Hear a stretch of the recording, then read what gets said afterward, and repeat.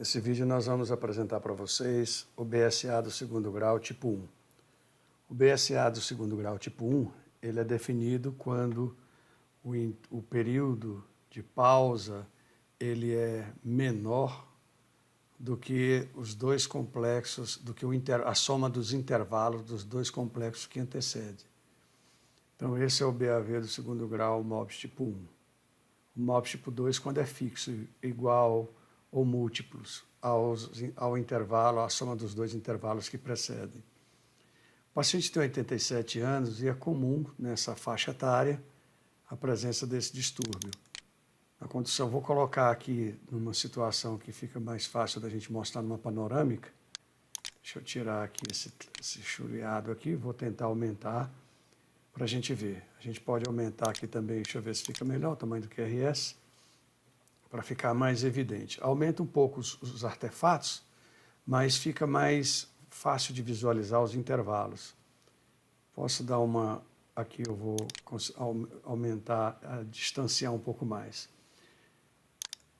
Aqui tem uma falsa supraventricular, que é uma falha comum Quando vocês encontrarem um exame de Holter, em que às vezes você tem um grande número de extracícios supraventriculares, e com essas pausas simétricas, o interessante, a melhor forma de identificar o BSA, seja do tipo 1 ou tipo 2, é uma visão mais à distância, em que você observa essas falhas regulares que acontecem. Vamos aproximar um pouco mais para a gente ver. Então a gente tem aqui os batimentos numa sequência normal e uma pausa. Outro batimento, uma pausa. Aqui veio a sequência, um segundo batimento, pausa. Reduzindo aqui, a gente vê esse aspecto. Aqui a gente pode fazer a medida para mostrar aqui para vocês como que seria essa avaliação.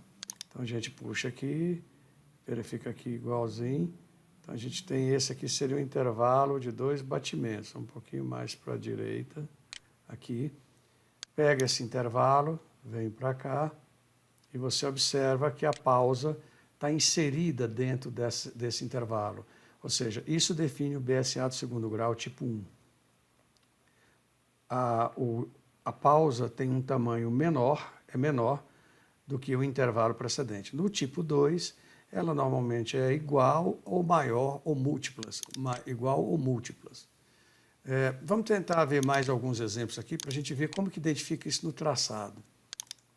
Vamos lá para o traçado de eletro. Olha só, você vê, deixa eu tentar fazer aqui uma visualização mais à distância.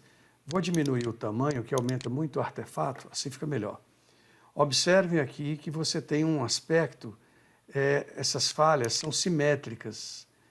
Você observa essas lacunas, você vê os batimentos regulares e as lacunas que acontecem. Essa é a visualização clássica, e são múltiplas.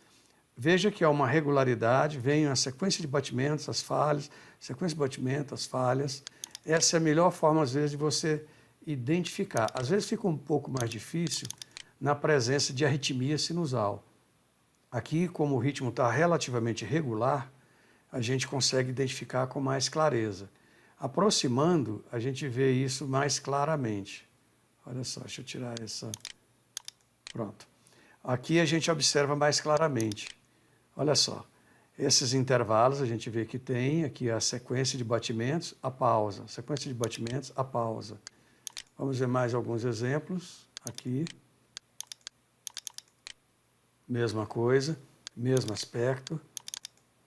Olha só, isso que chama a atenção. A gente vê um ritmo relativamente regular, um R relativamente regular, e você tem essas falhas múltiplas irregulares. Essa é a característica clássica do BSA. Olha só, a gente vê sequência de batimentos normais, nesse caso com pouca variação do RR, e aquelas falhas simétricas, guardando uma proporcionalidade. Essa visão do full disclosure à distância, ou do binóculo invertido, ela realmente ajuda a gente a identificar, matar esse diagnóstico, vamos dizer assim, com mais segurança e facilidade.